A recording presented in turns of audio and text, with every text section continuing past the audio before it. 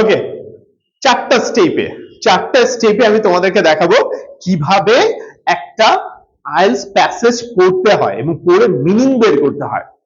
Tips and tricks ছাড়ো, meaning বোঝা শুরু করো। কি বলেছি? টিপস এন্ড ট্রিক ছাড়ো, মিনিং বোঝা শুরু করো। তাহলে মিনিং বোঝার জন্য মাত্র চারটা স্টেপ আমি আপনাদেরকে দিব, যে চারটা স্টেপে আপনি খুব সহজেই একটা বড় বাক্যের মিনিং বের করতে পারবো। আমরা স্যাম্পল হিসেবে কেমব্রিজ এইটি নিয়েছি, আরবান ফার্মিং। এটা চলেন, তো ফার্স্ট স্টেপটা হলো step 1, find all the verbs. আমরা সব ভার্ব গুলো বের করব। তাহলে আমাদের আসলে গ্রামারে জানা লাগতেছে কোনটা? শুধু ভার্ব গুলো। আই অলওয়েজ সে যে ভোকাবুলারি হলো সবচেয়ে ইম্পর্টেন্ট। তো প্রথমে হলো ভার্ব গুলো আমরা শিখবো। তো এখান থেকে আমরা কোনটা কোনটা ভোকাবুলারি পাই? আর ট্রাইং, আর কোনটা পাচ্ছি? টু এগ্রিকালচার, ঠিক আছে, ইউজেস। ওকে, ওকে, ঠিক আছে।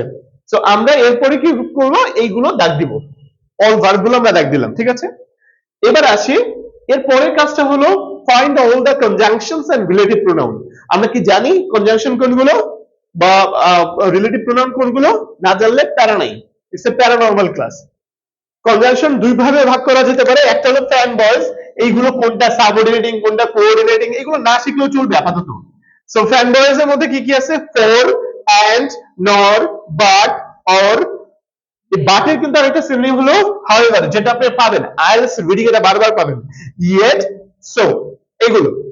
আর আই সো আ ওয়াব, এটা একটা অ্যাক্রোনিম কিসের জন্য? If, since, although, when, as, while, after, before, until এবং because। এইগুলো হলো আপনার কি? কনজাংশন। রিলেটিভ প্রোনাউন কোনগুলো কাজ করতে পারে? Who, which, that, what, why, when, where, whom। এগুলো হলো রিলেটিভ প্রোনাউন, ঠিক আছে। তো আমরা এই রিলেটিভ প্রোনাউন গুলো দেখালাম, যে এন্ড আছে, তারপরে আমাদের এখানে দ্যাট আছে, এগুলো আমরা দেখালাম। তো 2 নম্বর কাজ কি আমাদের? কনজাংশন এবং রিলেটিভ প্রোনাউন গুলো দেখাবো। নাম্বার 1 ভার্ব গুলো দেখাবো, কনজাংশন। 3 number step preposition. ভালো করে শুনবেন, প্রেপোজিশন তো চিনি আমরা, প্রেপোজিশন থেকে শুরু করে পরবর্তী প্রেপোজিশন অথবা কনজাংশন অথবা রিলেটিভ প্রোনাউন অথবা পাংচুয়েশন, এটা একটানা দাগ দিব, ঠিক আছে, একটানা দাগ দিব, একসাথে দেখাবো। তো দেখাই আমরা, in Paris are trying to agriculture, তারপরে আর কোনোটা নাই, ঠিক আছে, ঠিক আছে, এতটুকু। ওকে, এরপরে স্টেপ 4 ভেরি ইজি, বাকি সব যেগুলো আছে সব একবারে দেখাবো।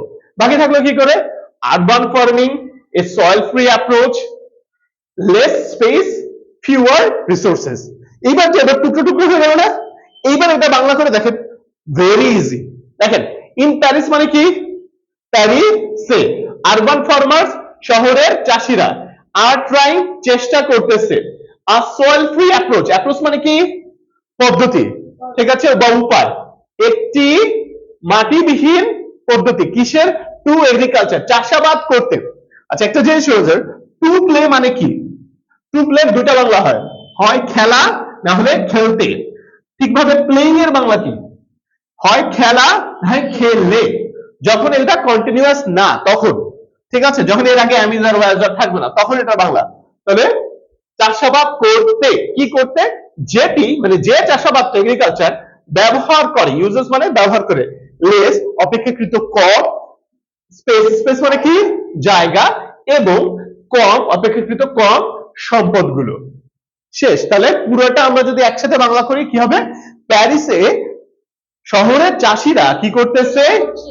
চেষ্টা করছিল। এটা আমরা সবার শেষে বলবো, এইটা আমরা সবার শেষে বলবো।